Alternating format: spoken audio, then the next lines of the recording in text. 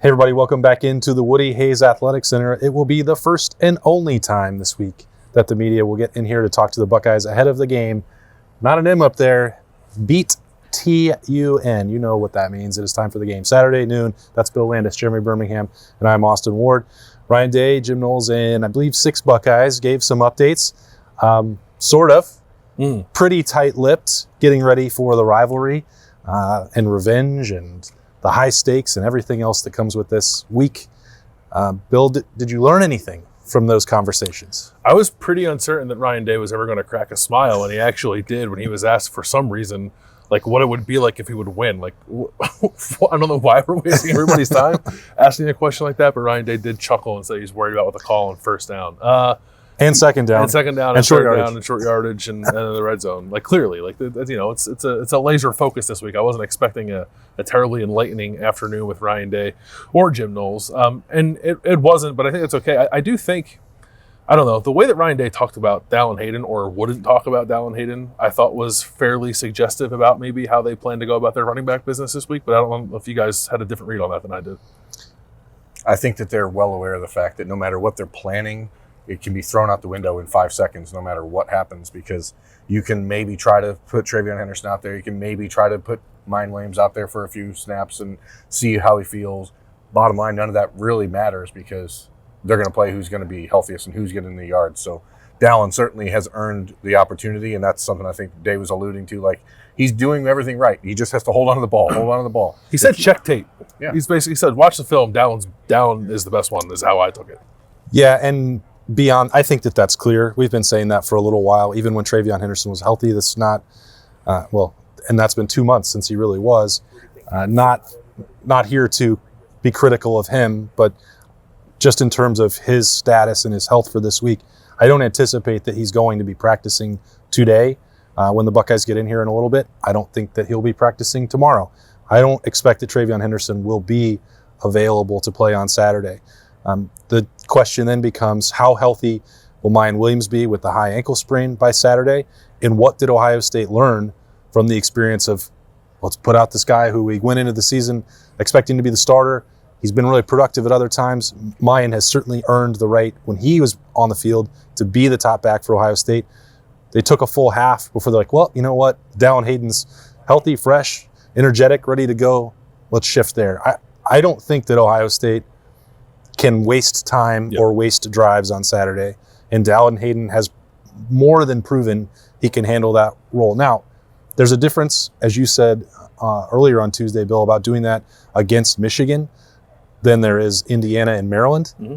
But there's also a difference in guys being 70, 75, 80% when you have to be able to cut at running back, and I don't believe that Mine Williams or Travion Henderson are going to be in position to do that for a full game.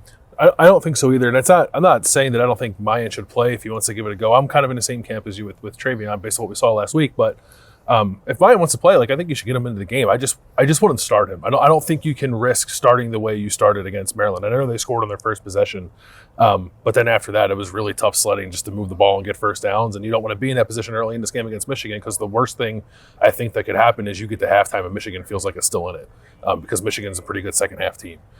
So I think Dallin Hayden gives you the best chance of avoiding that. Yeah, I agree. I think that Hayden should be the guy that gets the majority of the reps early and probably often.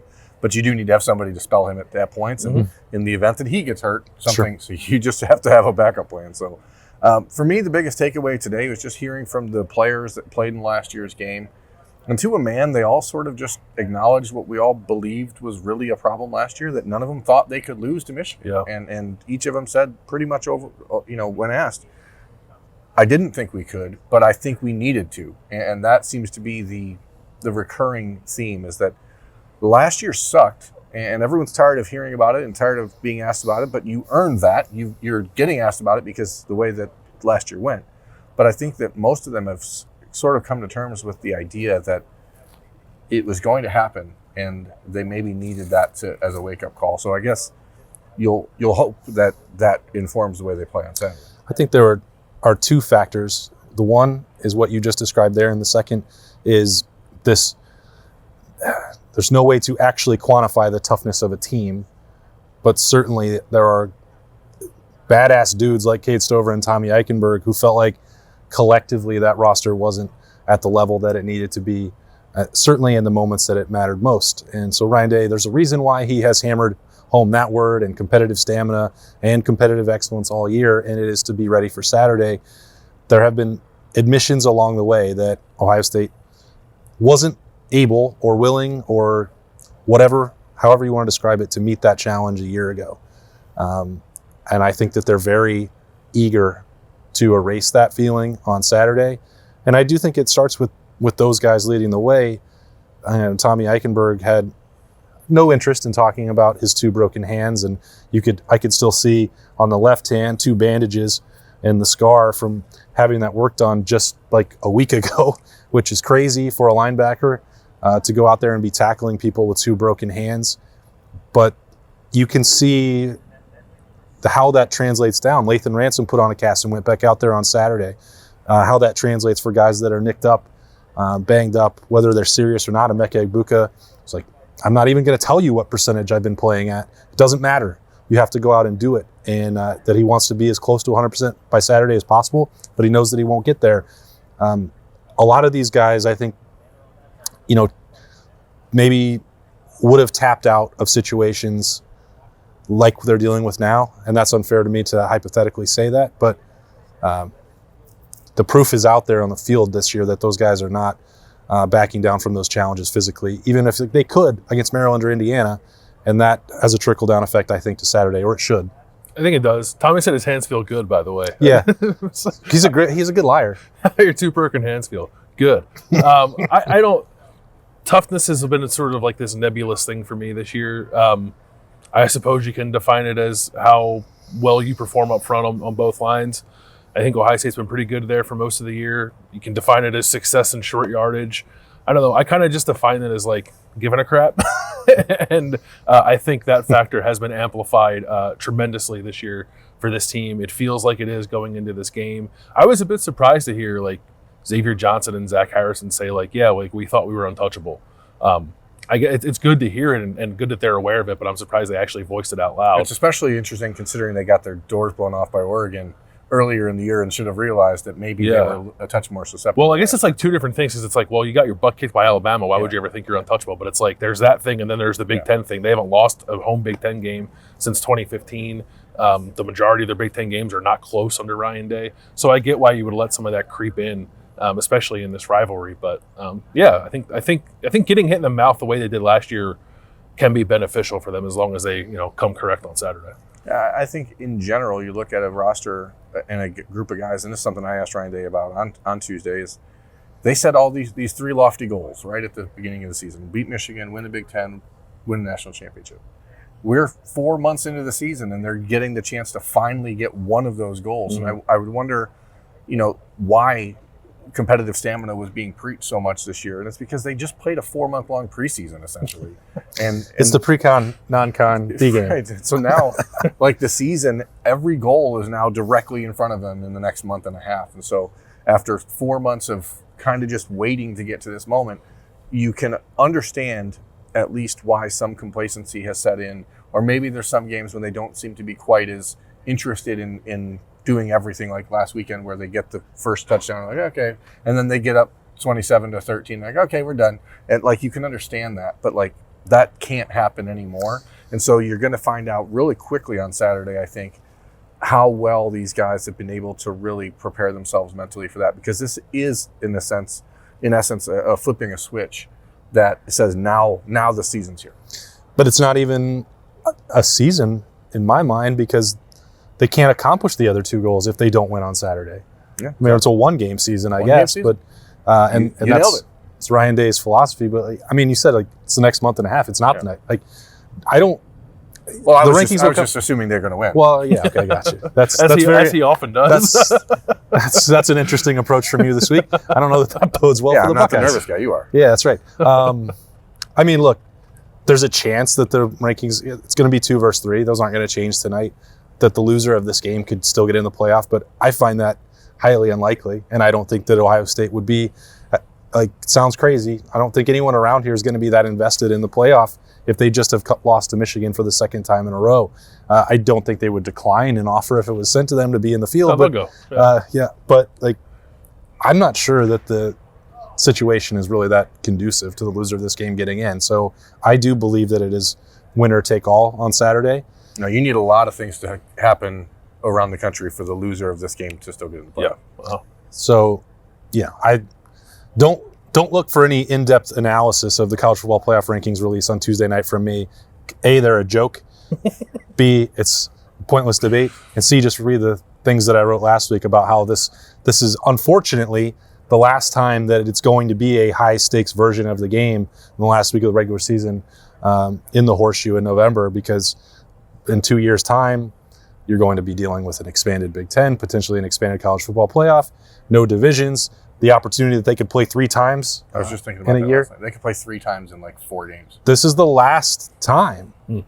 And my feeling on that is that for the sake of college football as a whole, that playoff expansion was good because it brings a lot of programs, a lot of teams around the country that don't have the interest annually that Ohio State and Michigan do. They may be more interested in college football. It is to the detriment of these 2 teams and the best rivalry in sports, because they were already invested in it, and they're going to get one of the best things taken away in sports, which is sad. So I guess I'm saying enjoy Saturday, because there's not ever going to be one like this again. Yeah, embrace the stakes. Yeah. Because you don't have many more years of it left. What else? What did you make of Ryan Day's answer to your question about Josh Fryer and Enoch Vimahi, assuming, like we are, that Matthew Jones can't go this week? I'm definitely curious about your take as well, because you are the offensive line guru on this team. It didn't strike me as, I think that Enoch Vimahi would be the guy. Yeah. That was the way I took it. And I don't know if that's gamesmanship or I guess I had a theory on Tuesday morning on the Daily that last year's experience with playing 4 tackles turned them off of like putting somebody with Fryer's frame inside. And Vimahi's had experience off the bench that still allows them the opportunity to have Fryer be ready if DeJuan Jones is banged up or Paris Johnson has to come out of the game for some reason. And then they can continue to use that Bison package the way that they have all year. I believe Enoch put on a different jersey. It wasn't 41 2 weeks ago. So 46. Oh, he did? I missed that. Yeah, so they could still do that if they wanted, but I don't think, Bill, that's going to happen. I think Enoch Vimahi, if Matthew Jones is ruled out the way I expect him to be, I think that Enoch will start. That's kind of how I took it as well. It makes sense. Like, Josh Fryer said when I asked him, and Ryan Day said today when you asked him, that Josh has just been a tackle at practice. So I think he can play guard for sure in a pinch. I think he's versatile enough, but do you want to throw him into that spot in a game like this when clearly they like what they've seen from Enoch Vimahi enough to throw him in the games with the starters in there sometimes in big situations like the Notre Dame game? Right. He's performed well, so maybe on some level he's earned that too. It'll be interesting. Like you look at Michigan's defensive line, like the guy you probably worry the most about maybe is Mozzie Smith, and they're going to probably go after Enoch if Enoch is a new guy there. So I think we'll know pretty early on whether or not he can handle that. But I, like you, agree that I think it will be Enoch on Saturday. Yeah, I thought that listening to Jim Knowles as always was just enlightening. I believe him when he says he hasn't really put much time into what happened in last year's game as far as like the big picture of it all. But clearly he's dialing into the minutia of it, and Ohio State is obviously preparing for Blake Corum to play on Saturday. We'll see if that is necessary or not. Obviously, we're not getting updates from Ann Arbor about that, but vague, strange ones. Yeah, I mean, it seems like we're not going to get an answer on that. Just the same way we're not going to get an answer on Matthew Jones till Saturday or which running backs at Ohio State are going to play. There's going to be gamesmanship. We do expect Donovan Edwards to play. Michigan with Donovan Edwards and Blake Corum is a much different beast than just having Donovan Edwards. So, that will change a lot of the things that they do. But Jim Knowles said, hey, we have to prepare like he's going to play. And I think that's fair. And I'm just interested to see how Ohio State handles, I've talked about it all year, when J.J. McCarthy has those escape hatches in the pass rush. How do you handle that? And that does seem like something, listening to Zach Harrison talk today, listening to Ronnie Hickman, like they're aware that is something that they're going to have to be on the lookout for on Saturday. And the thing is, Michigan's going to have to be somewhat cautious about that. Their backup quarterback situation is not like Ohio State's. And if JJ decides to get a little bit too froggy and get out into the open field, it might be open season on him, and that would be a problem for them. So I think they're going to try to keep him as clean as possible and not let him take a bunch of hits, because he hasn't been hit by anyone like Zach Harrison or JT in a while. Do you think Blake Corum will play? I don't think he'll play, but that doesn't matter. I just don't think he's going to play. I think that they're going to have to be cognizant of the fact that what happened. There's two things that I think that really cause a guy to like drop a football, and I know it sounds silly. I keep going back to that. My brother, who's a doctor, said hyperextension is one where your body entirely just shuts down to try to prevent you from essentially like making it worse. So that's one thing that could happen. He could play if that's the case, or something structurally that happened. And on Saturday, there was talk out of Ann Arbor that there was nothing structural. I don't think they were able to get a full look at that quickly by the time that those reports were coming out. So now that they've had a few days and swelling changes and that sort of, I don't think he's going to play, but I don't matter. I think they will, at the very least, give the appearance that he will try to play to the point where he'll probably dress on Saturday and warm up and all that stuff. I think I'd be surprised if he played. Yeah, I don't think he's going to play either. But we are not covering that team on the ground on a daily basis, even though we do still hear some things. We are not doctors. And that's an important reminder. Yeah. I don't think I can stress it enough. Yeah, not a doctor. Not a doctor. But we do our best to cover college football, and we're going to during an interesting week. There's going to be some changes in here. No senior tackle as Ohio State gets ready for Michigan. A little bit of a change from tradition. Ryan Day said that they wanted to stay focused and keep their routine as normal as possible. Well, they've done it in the past.